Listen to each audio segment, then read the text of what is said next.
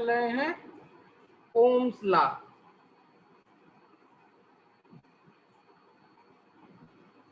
Ohm's law class 10th में पढ़ के आए हुए हैं, है ना? क्लास 10th में पढ़ के आए हुए हैं। क्या पढ़ के आए हैं कि बी और आई में अगर ग्राफ बनाया जाए तो एक स्ट्रेट लाइन मिलती है जो कि ओरिजिन से पास होती है। ठीक है, बी और आई में ग्राफ बनाया जाए तो वो स्ट्रेट लाइन मिलती है। ठीक है, यानी बी प्रोपोर्शनल टू आई होगा। ठीक है, या आई प्रोपोर्शनल टू बी होगा। ठीक है, ठीक है, इसी को बोलते हैं ओम्स लॉ। देखते हैं अलग अलग सिचुएशन में क्या क्या सिचुएशन बनेगी। ठीक है, तो इफ द फिजिकल, बहुत इंपॉर्टेंट पॉइंट है ये, if the physical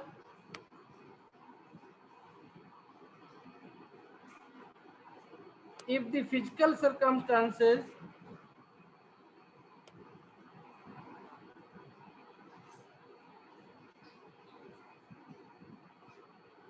if the physical circumstances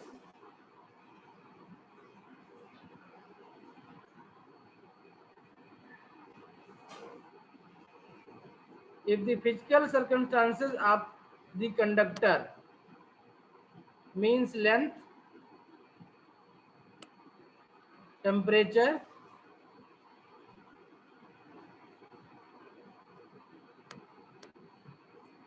length, temperature, mechanical strain,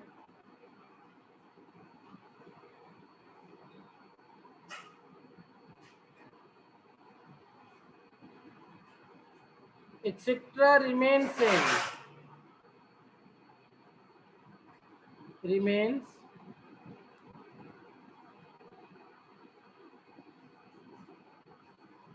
constant,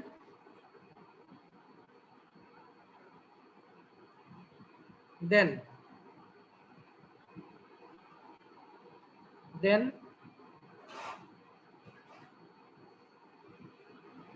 the current flowing through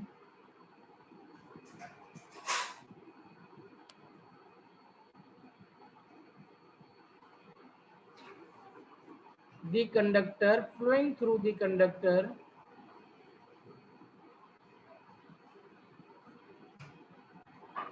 is directly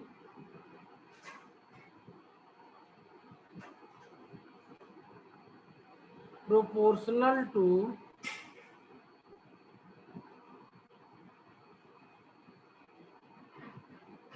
the potential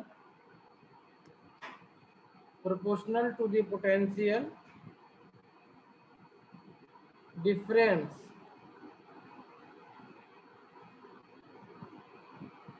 across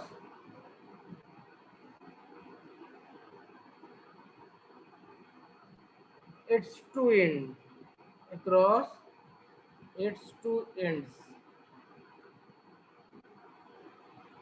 That is, if current is I and voltage and the potential difference is B, then I proportional to B. This can be written as I equal to RB. सही लिखा मैंने? बोलिए गलत लिखा गया है। Sir V equals to IR होता है। बोलो कि गलत लिखा गया है। This means V proportional to IR, और प्रोपोर्शनलिटी साइन यहाँ से हटा दो, तो इसको हटा दें तो B इक्वल टू हम लिखते हैं IR, RI लिख देते हैं, where R is R, B by I equal to constant लिख सकते हैं, B by I equal to constant और दिस इक्वल टू R। तो R क्या है? बेसिकली एक कांस्टेंट है। R क्या है? एक कांस्टेंट है जो कि B by I का रेशियो है। ठीक है, लिख लो where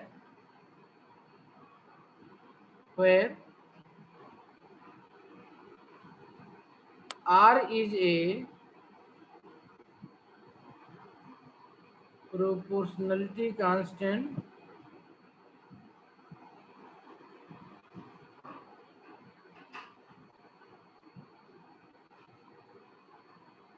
known as electric resistance, known as electric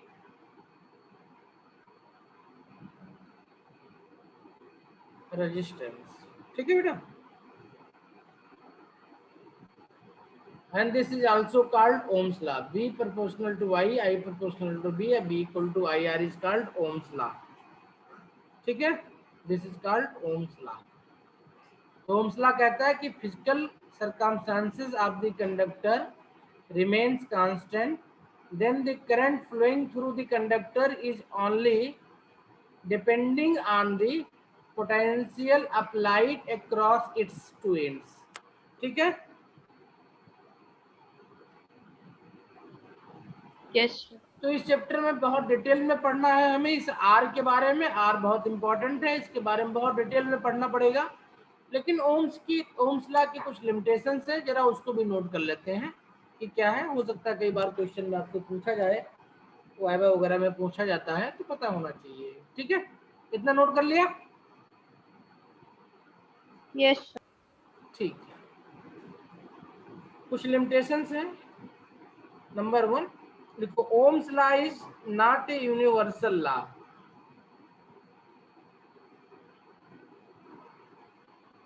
Ohm's law is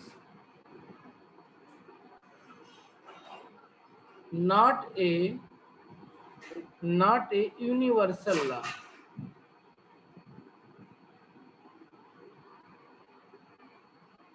ठीक है, Ohm's law is not a universal law. ठीक है, because the substance which obey Ohm's law, the substance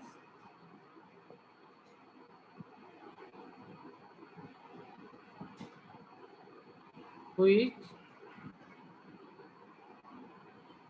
obeys Ohm's law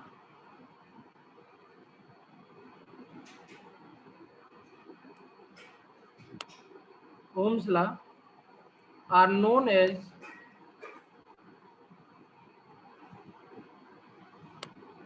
ohmic substance, are known as OHMIC, ohmic substance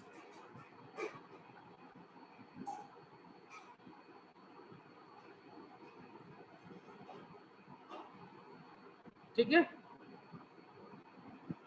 For such ohmic substance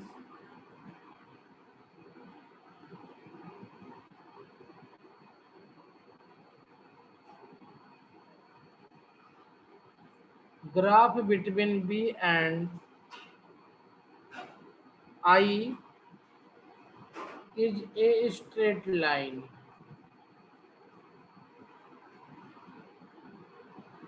क्योंकि पीछे आपने देखा कि B equal to I R है, तो अगर इसको कंपेयर कर दो Y equal to m x से, तो ये स्ट्रेट लाइन दे देगा आपको इस तरीके का, है ना। ये आपका x हो जाए, ये आपका y हो जाए, तो ये स्ट्रेट लाइन हो जाएगा। और इसका एंगल जो होगा इक्वल टू, ये स्लोप दे देगा tan theta equal to m के बराबर हो जाएगा। ठीक है, चलिए इस ग्राफ को आगे बनाते हैं।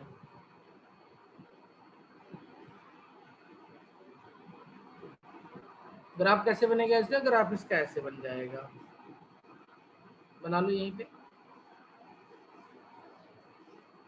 करंट हो गया यहाँ पे, वोल्टेज हो गया यहाँ पे, तो ये आपका बन जाएगा इस तरीके से। और अगर ये एंगल थीटा हो, तो यहाँ से tan थीटा की वैल्यू जो हो जाएगी इक्वल टू आर के हो जाएगी। ठीक है,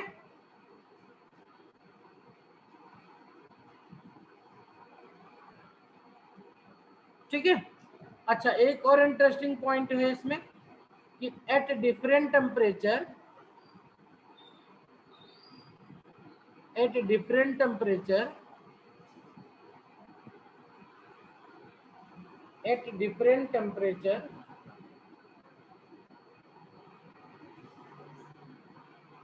at different temperature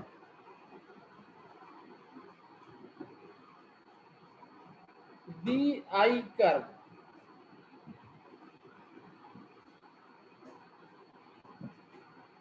BI curves are different, मतलब टेम्परेचर चेंज करेंगे तो चेंज हो जाएगा। इसका रीजन होगा कि रेजिस्टेंस की वैल्यू चेंज हो जाती है। तो रेजिस्टेंस की वैल्यू चेंज होती है, कितना चेंज होगी, क्या चेंज होगी, इसको हम लोग जो है अभी आगे देखेंगे जब रेजिस्टेंस को डिटेल में पढ़ेंगे। तो अभी यहाँ पे खाली इसको देख लेते हैं कैसे क्या चेंजेस ऑब्जर्व होगा हमको। ये बी है यहाँ पे, ये यहाँ पे आई है,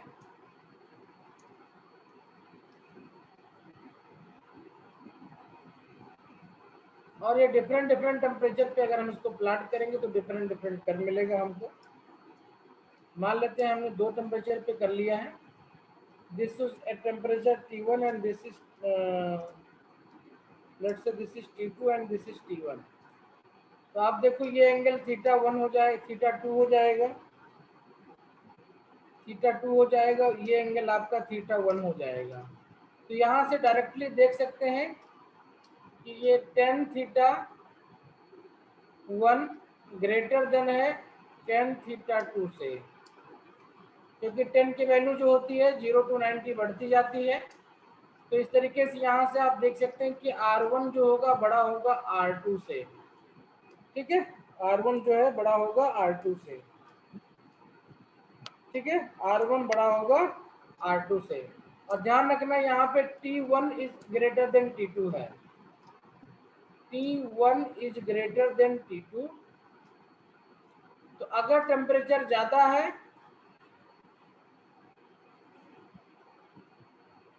टेम्परेचर ज्यादा है, T1 is greater than T2, तो R1 भी ग्रेटर देन R2 होगा, ठीक है।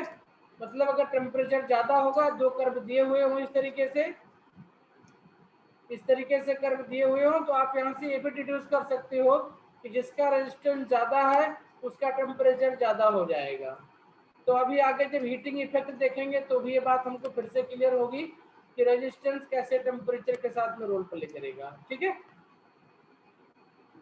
तो T1 is greater than T2, तो tan θ1 ग्रेटर देन tan θ2, और tan θ1 आपका R1 हो जाएगी, R2 हो जाएगा, ठीक है।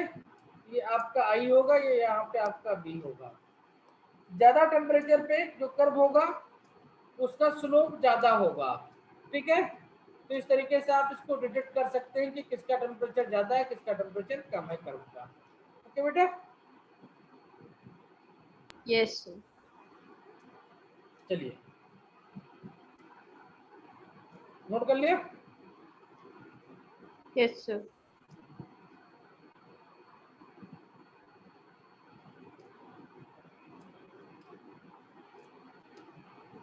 चलिए सेकंड पॉइंट है उन सब्सटेंस के बारे में जो कि ओम्स लॉ फॉलो नहीं करते हैं। देखें क्या करेंगे ये,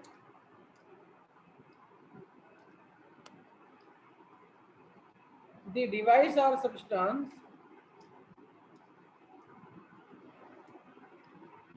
the device or substance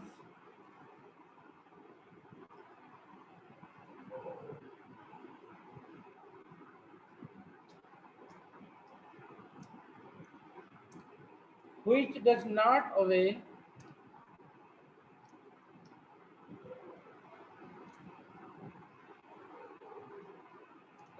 Ohm's law।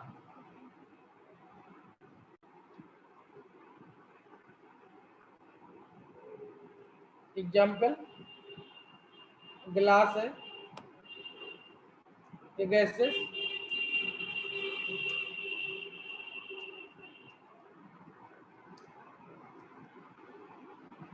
Crystal rectifiers,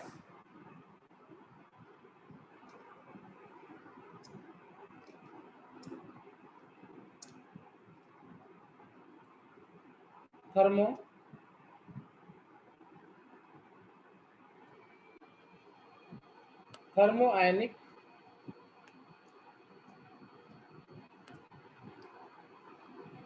valve,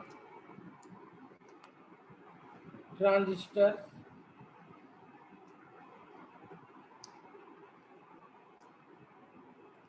इसमें से ट्रांजिस्टर को हम डिटेल में पढ़ेंगे,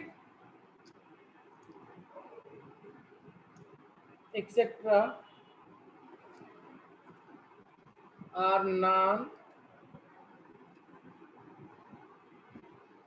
ओमिक, इसको और भी एक कोड में बोलते हैं नॉन लीनियर और non linear conductors.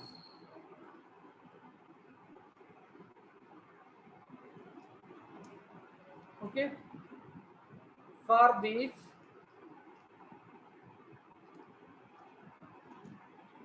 BI curve is not linear।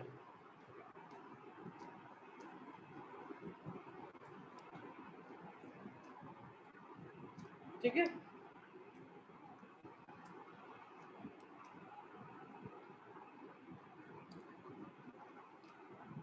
in these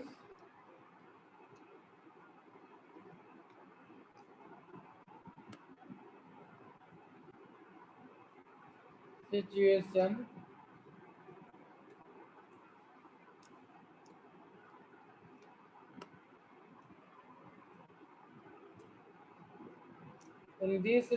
the ratio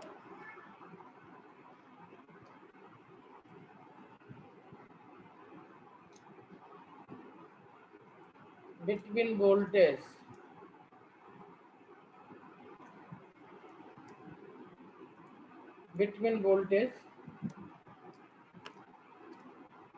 and current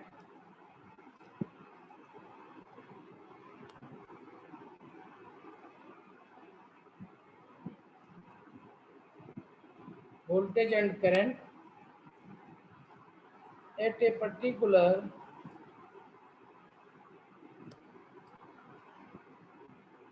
voltage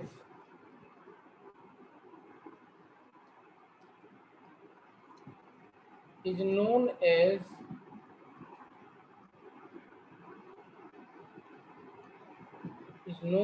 static resistance।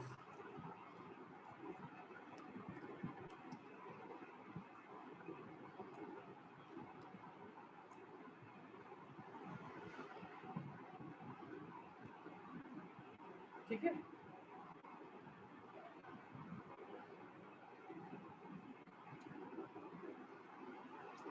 while the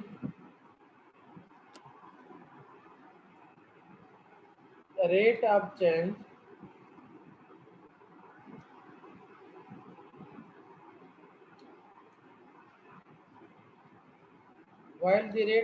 of voltage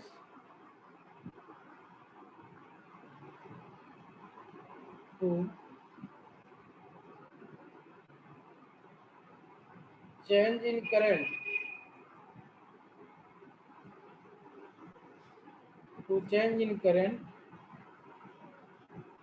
is known as dynamic resistance।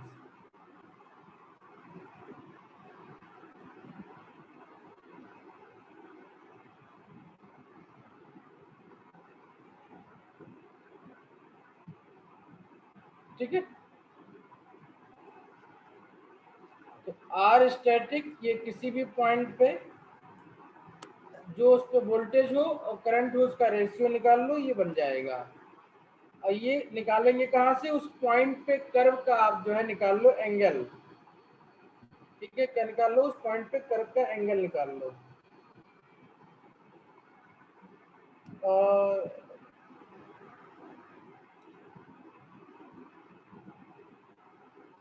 ठीक है,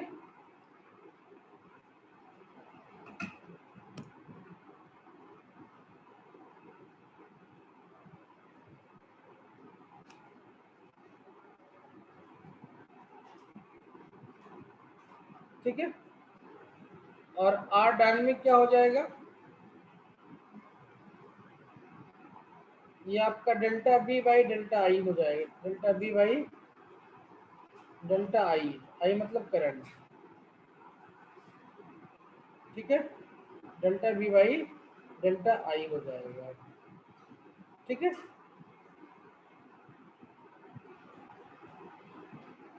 देखिए जरा इसका वेरिएशन।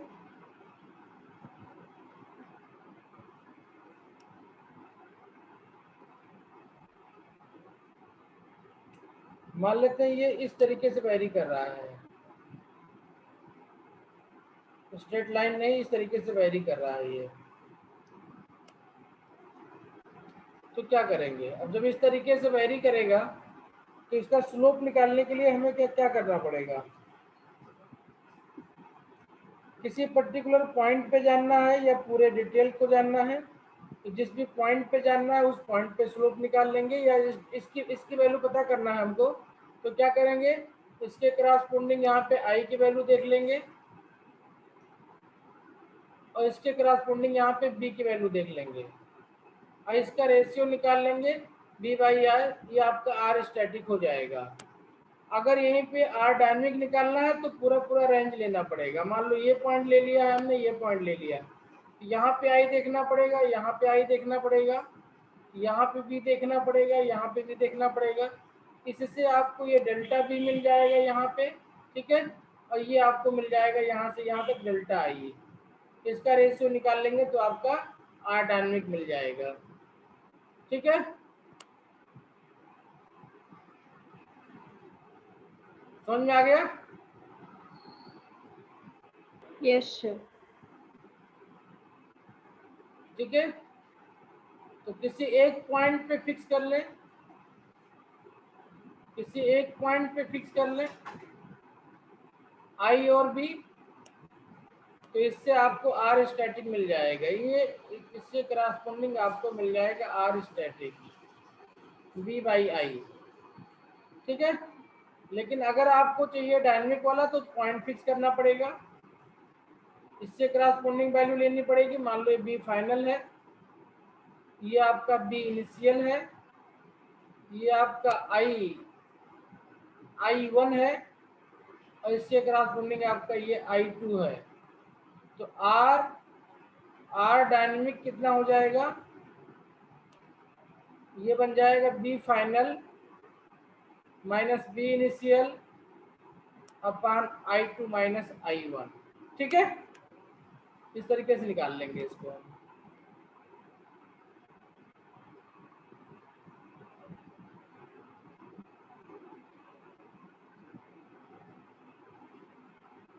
Yes sir. नोट कर लिया? एक minute sir.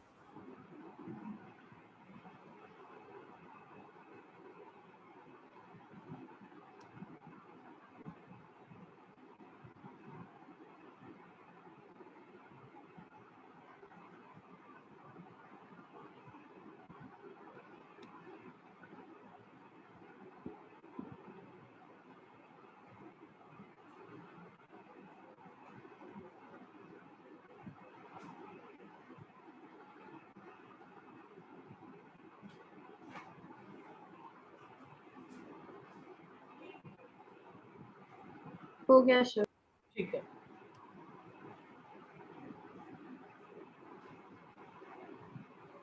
समझ में आ गया? तो ओम्स लॉ क्या था? ओम्स लॉ आपको बताता है बी और आई में रिलेशन, और ये बताता है किसी भी कंडक्टर में अगर उसका फिजिकल सर्कमस्टांसेस चेंज नहीं होता है तो जो करंट उसमें फ्लो करेगी उस पर जो वोल्टेज अप्लाई किया जाएगा उसके प्रोपोर्शनल होगी, यानी आई प्रोपोर्शनल टू बी होगा, ठीक है। यहाँ से B by I equal to constant मिलेगा, इसी को हमने आर कहा था, इसको हम रेजिस्टेंस बोलते हैं, ठीक है। ओम्स लॉ यूनिवर्सल नहीं है, मतलब हर चीज पे एप्लीकेबल नहीं होगा। कुछ चीजें इसको फॉलो करती हैं, कुछ चीजें इसको फॉलो नहीं करती हैं, ठीक है। ये टेम्परेचर डिपेंडेंसी देख सकते हैं, अलग अलग टेम्परेचर पे अलग अलग कर्व बनेगा, अलग अलग स्लोप होगा, यानी उसका रेजिस्टेंस चेंज हो जाएगा आपका कंडक्टर का, ठीक है। नॉन ओमिक सब्सटेंस के लिए अगर आपको बी इंस्टेंस या स्टैटिक निकालना है तो किसी भी पॉइंट पे आई और बी आप मेजर कर लो और उसका रेशियो निकाल लो, और डायनेमिक चाहिए तो आपको रेंज लेना पड़ेगा पूरा, ठीक है। ओके, कुछ कर्व हैं, कुछ और नॉन ओमिक कर्व हैं, देखते हैं वो कैसे दिखते हैं आपको। Point number 3, some other non ohmic graphs.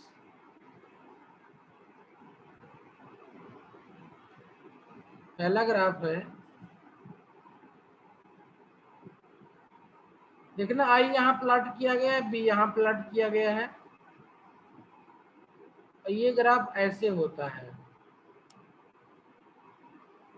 ठीक है। ये होता है आपका टेट्रोड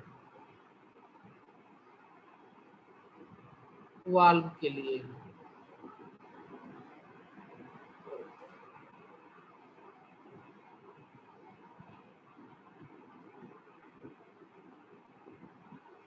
कुछ चीजें आगे के चैप्टर में हम लोग देखेंगे।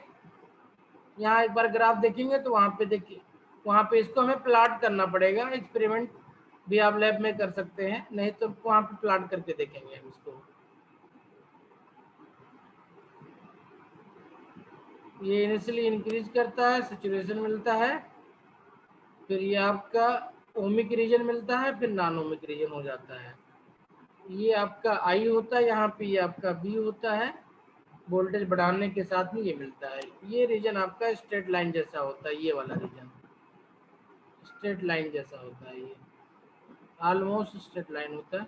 ये ओमिक रीजन होता है। ये होता है कर्व आपका डायोड का।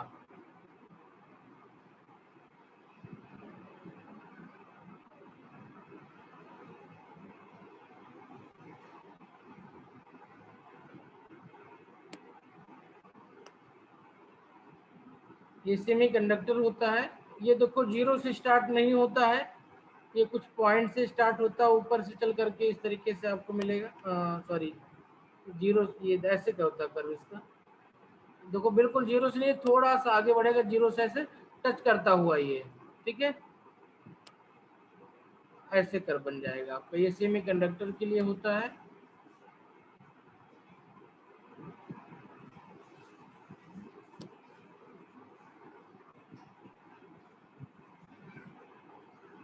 अगला बहुत फेमस एग्जांपल है जो आप लोग यूज करते हो।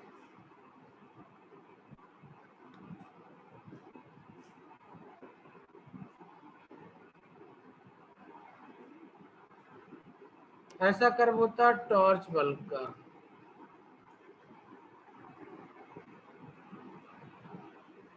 ठीक है। टॉर्च बल्ब का होता है, इस तरीके से कंज्यूम करता है ये करंट वोल्टेज, ठीक है। चलिए कर्व को बना लो, फिर आगे बढ़ते हैं।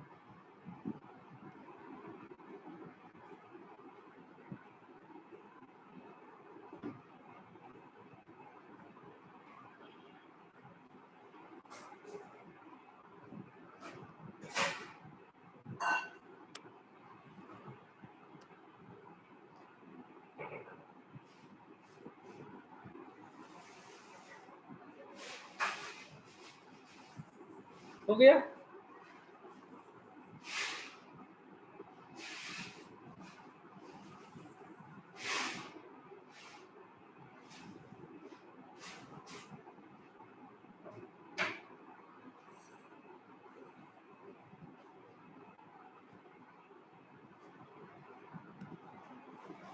हो गया बेटा। Yes, sir. तो अभी हमने देखा कि B equal to I R या B by I equal to R constant होता था। अब इसी के बारे में डिटेल देखना पड़ेगा हमको। रेजिस्टेंस के बारे में देखते हैं क्या है रेजिस्टेंस। इस चैप्टर की इम्पोर्टेंस रेजिस्टेंस की ही है। रेजिस्टेंस से डिटेल में देखना है यहाँ हमको।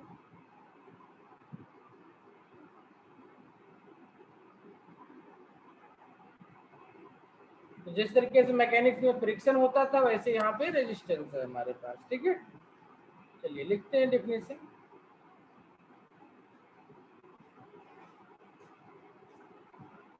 The property of substance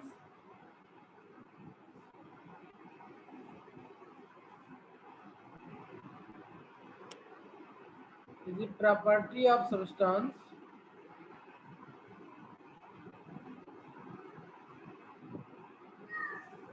by virtue of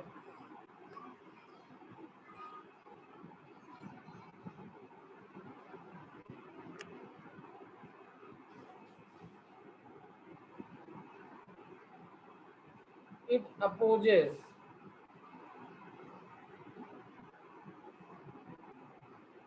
it opposes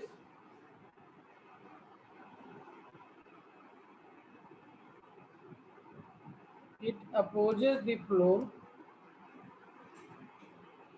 of current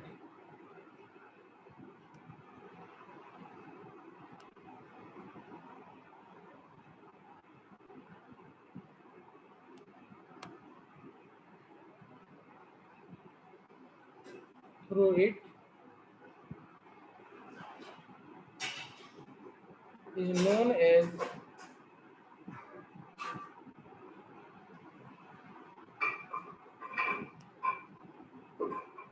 known as the resistance.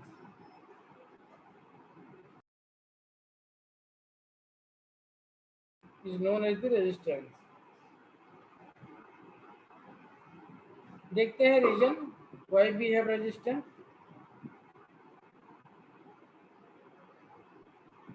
Cause of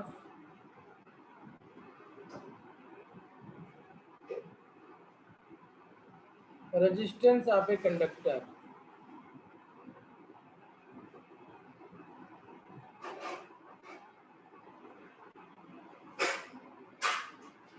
लिख लो. It is due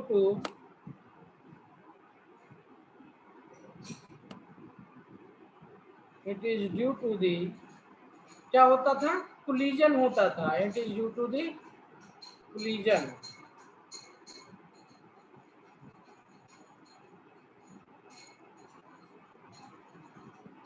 It is due to the collisions of free electrons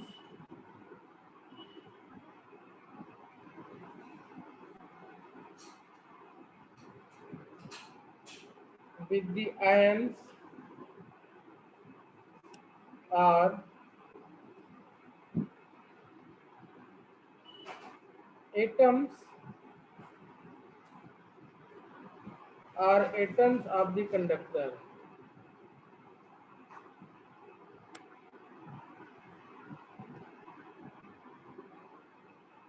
While specific word है, ध्यान रखेंगे, हमने पीछे definition पढ़ी हुई है इसकी. While ड्रिफ्टिंग मतलब अंडर पोटेंशियल या अंडर इलेक्ट्रिक फील्ड जब मोशन करें वो. While drifting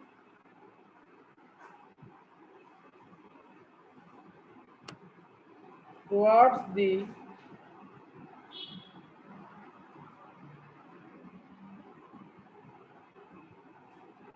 positive end of conductor.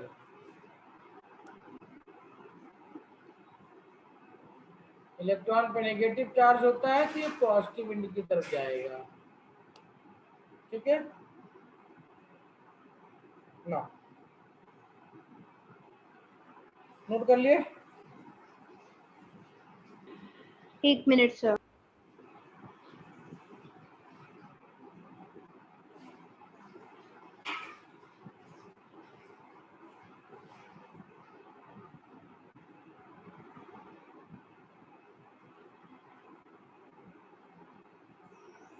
For a conductor,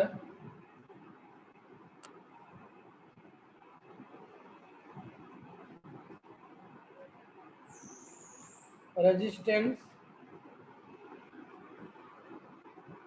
depends on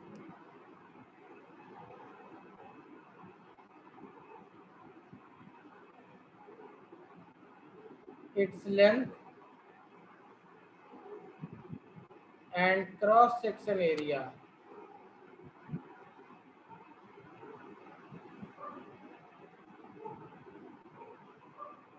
ठीक है, as shown below. R is proportional to L and R is inversely proportional to 1 by A.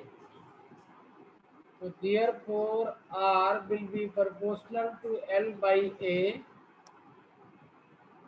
or this can be written as R equal to rho L by A, ये formula हो जाएगा। where rho is a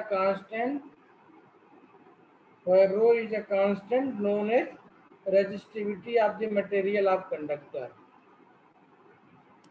अभी आगे next page पे लिख लेंगे इसको, इतना नोट कर लो फिर आगे कर लेंगे।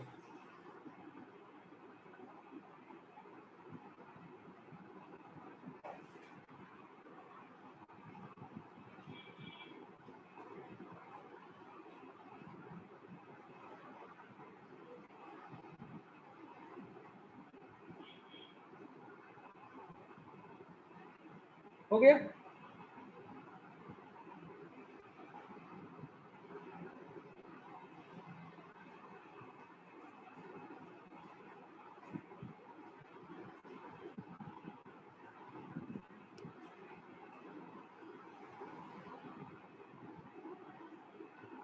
हो गया बेटा? Yes, sir. तो इस फार्मूले को अभी से याद कर लो, R equal to rho L by A, ठीक है? ठीक है, R equal to rho L by A, क्या है? R equal to rho L by A, ठीक है? Okay, R equal to rho L by A, where rho is resistivity, where rho is resistivity, word पे ध्यान देना, of the material, where rho is the resistivity of the material of conductor। मतलब ये हुआ कि रो will not change by changing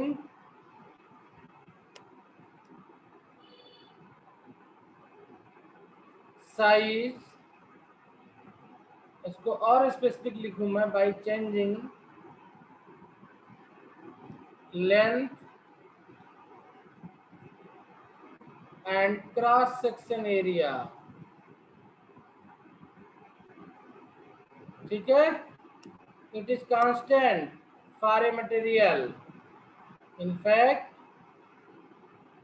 it is constant for a material। तो अगर ये इतनी पॉइंट आपको ध्यान में हो गई तो रेजिस्टेंस पे बेस्ड जो क्वेश्चन आएंगे, पूछे जाएंगे, वो आपसे मान लेना कि बन जाएंगे, क्योंकि कभी साइज में कभी लेंथ हाफ करेगा, कभी उसका रेडियस हाफ करेगा या दुगनी करेगा, इस पे बेस्ड न्यूमेरिकल आएंगे। तो अगर सिर्फ इतना सा बात आपको ध्यान आ गया तो आपको पता चल जाएगा कि इसी से काम चल जाएगा आपका, ठीक है? देखो, इसी फार्मूले को ऐसे लिख सकते हैं, rho equal to R A by L, ठीक है? रा बाई एल, मेरा नाम आर ए जे यू होता है, तो यहाँ से आप आर ए ले लो खाली, ठीक है? मान लेना रोने का काम सर का है, ठीक है? कौन रोएगा? सर रोएंगे, आप लोग तो हंसते रहोगे ना, ठीक है?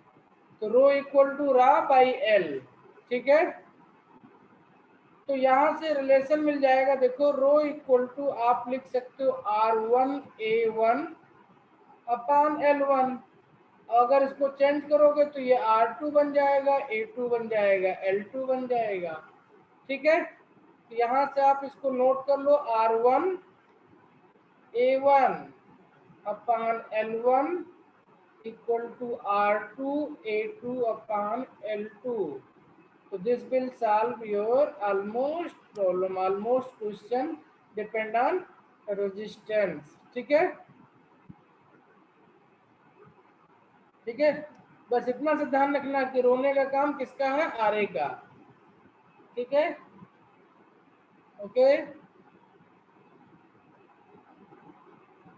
Yes, sir. ठीक, ओके। चलिए इसी फार्मूले का एक पार्ट और देखते हैं।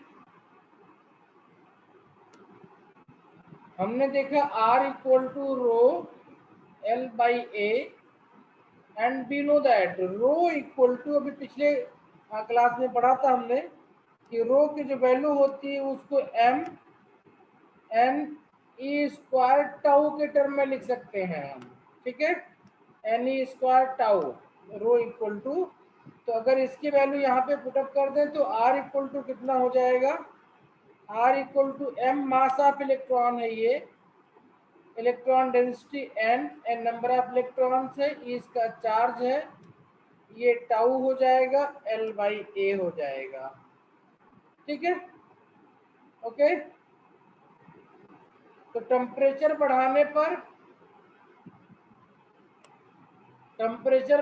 पर ये टाउ आपका बढ़ जाता है ना, मीन फ्री पाथ है, दूर दूर तक जाकर के या घट जाएगा,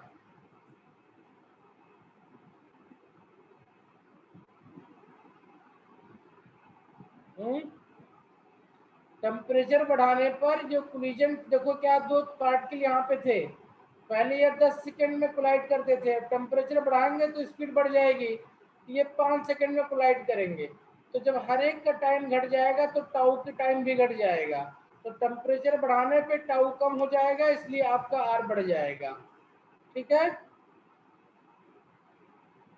आर बढ़ जाएगा तो जो ये कर्व पीछे हमने देखा था यहाँ पे, ये वाला जस्टिफाई हो जाएगा, हाई टेम्परेचर हाई आर, ठीक। इस तरीके छोटी छोटी बातों को दिमाग में रखेंगे तो हम बहुत इजीली चीजों को कैच कर पाएंगे। R equal to m n e square tau L by A, ठीक है। तो यहाँ पे देख सकते हैं कि जो आर है एल ए के अलावा टाउ पे भी डिपेंड करेगा, और टाउ डिपेंड करेगा टेम्परेचर पे, किस पे डिपेंड करेगा, टेम्परेचर पे। पिछली क्लास में हमने आपको साथ बताया भी था इस बात को, इफ यू पीपल रिमेम्बर, है याद कि नहीं याद है किसी को, ठीक है। हमने लिखा था रिलैक्सेशन टाइम में कि by increasing the temperature BRMS increases and therefore tau decreases, ठीक है। Yes, sir. यहीं पे लिख लो, since tau proportional to 1 by temperature, therefore R will be proportional to temperature. चलिए एक और इंफॉर्मेशन मिल गई यहाँ से डायरेक्ट आपको, ठीक है, नोट कर लो, हो गया। तो इम्पोर्टेंट पॉइंट क्या था कि रो किसी भी मेटल के लिए, किसी भी मटेरियल के लिए क्या है, कांस्टेंट है, कब तक, जब तक उसकी फिजिकल कंडीशन चेंज ना की जाए, मतलब टेम्परेचर चेंज ना किया जाए, उसके साइज बाकी चीजें कन्वर्ट ना की जाए, तो आर भी उसका कांस्टेंट हो जाता था, है ना, ओके, ठीक है। अभी रो के बारे में डिटेल में आगे और पढ़ना है हमको, ठीक है। तो पहले थोड़ा सा रेजिस्टेंस के बारे में और जान लेते हैं, फिर रो के बारे में आगे बात करेंगे हम लोग, ठीक है, ओके। चलिए Yes, sir. देखते हैं इसका यूनिट क्या होगा, आर का, आर का यूनिट क्या, नोट कर लिया पूरा, Yes, sir. ठीक है। आर का यूनिट क्या होगा, unit and dimension of are,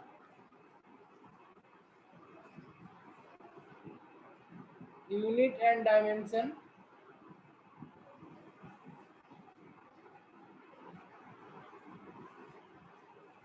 are. तो आपको पता है कि आर इक्वल टू, आपने अभी बताया, क्या बताया, R equal to B by I, इसका यूनिट होता है वोल्ट, इसका यूनिट होता है एम्पियर। तो आर का जो यूनिट हो जाएगा वो हो जाएगा वोल्ट पर एम्पियर, और this is also called as ohm, क्या कहते हैं इसको, this is called as ohm, written by this delta, ठीक है, रिटन बाय दिस डेल्टा, ठीक है, 5 ओम, इसका मतलब होगा 5 वोल्ट पर एम्पियर, ठीक है, ये इसका सिंबल होता है। अब आता है क्वेश्चन, इसका डायमेंशन क्या होगा, क्योंकि वोल्ट और एम्पियर से डायमेंशन डायरेक्टली नहीं निकल पाता है, तो हमको ध्यान रखना पड़ेगा, ध्यान क्या देना पड़ेगा कि आपका जो वोल्ट होता है और एम्पियर, एम्पियर का ए हो जाता है, ठीक है। अच्छा एक चीज और है, एक चीज पर थोड़ा चीज और इसमें लिख लेते हैं, इसका ये तो एसआई यूनिट हो गया, सीएचएस यूनिट क्या होगी इसकी, वो भी लिख लेते हैं। इसकी सीएचएस यूनिट को ईएमयू लिखते हैं, ठीक है, ईएमयू, ठीक है। 1 ohm equal to 1 ohm equal to means 1 delta, इस तरीके से बनाते हैं। 1 ओम इक्वल टू ये हो जाएगा आपका 1 वोल्ट अपॉन 1 एम्पियर। अब वोल्ट का सीएचएस यूनिट लिख दो, इसका भी, तो ये होता है 10 to power 8 EMU of potential divide by 10 to power minus 1 EMU of current, ये बन जाता है 10 टू पावर 9 ईएमयू। आप इलेक्ट्रॉनिक मास यूनिट बोलते हैं इसको, ईएमयू क्या बोलते हैं, इलेक्ट्रॉनिक मास यूनिट। तो 1 ohm equal to 10 to power 9 EMU of resistance,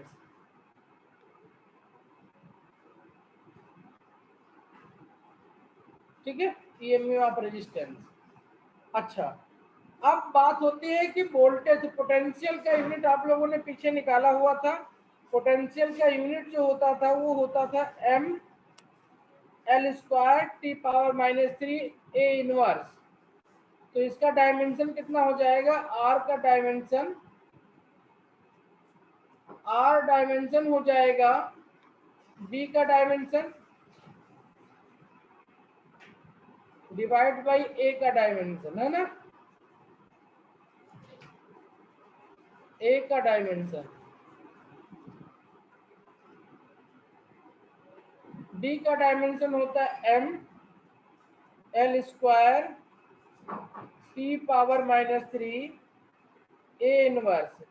ये कैसे आता था, देखो हमने W इक्वल टू बताया था, W इक्वल टू बताया था P इंटू क्यू, तो B equal to W by Q हो जाएगा। W का जूल होता था M L square T power minus 2 divide by Q, Q का क्या होता है I T, A into T, तो वहां पुटअप करेंगे तो M L square T power minus 3 A inverse हो जाएगा डिवाइड बाई ए हो जाएगा। इसको पूरा को साथ में ले लो तो इसका डायमेंशन हो जाएगा M L square T power minus 3 A power minus 2। अगर अब भी समझ में ना आया हो तो दोबारा पूछ लो, मैं वोल्टेज का भी एक बार बता दूंगा, अगर आ गया तो अच्छी बात है, ठीक है।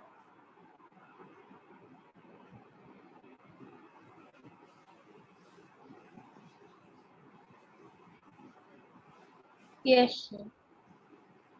नोट कर लिया, समझ में आ गया, किसी को डाउट हो तो पूछ लो, नहीं, ठीक है, तो आगे बढ़े। Yes, sir. ठीक है, एक छोटा सा टर्म आता है इसमें, उसका नाम होता है कंडक्टेंस, कंडक्टेंस। तो रेजिस्टेंस और कंडक्टेंस मिलते जुलते हैं, रेजिस्टेंस फ्लो को रोकने के काम करेगा इलेक्ट्रिसिटी के, करंट के, और कंडक्टेंस उसका वो बताएगा कि कितना ज़्यादा कितना बेटर उसमें करंट फ्लो कर सकती है। तो ये कुछ नहीं बस रेसिप्रोकल है, reciprocal, reciprocal of resistance,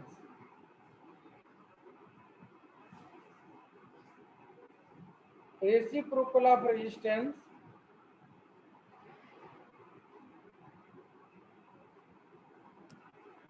is known as conductance.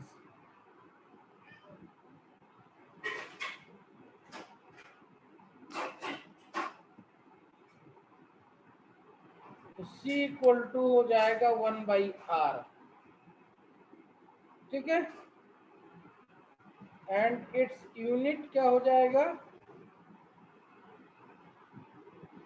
It's unit is 1/ओम, R ओम इनवर्स, ठीक है। इसको सीमेन भी कहते हैं। तो केमिस्ट्री में सीमेन यूज करेंगे आप डिटेल में, ठीक है। थर्ड चैप्टर में अच्छे से पढ़ेंगे इसको आप लोग, ठीक है। थर्ड चैप्टर में इसको अच्छे से पढ़ेंगे आप लोग।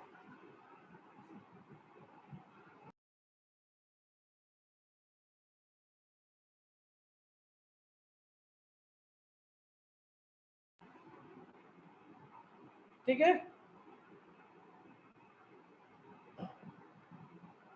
इसको एस लिखते हैं साइमन को, ठीक। ओके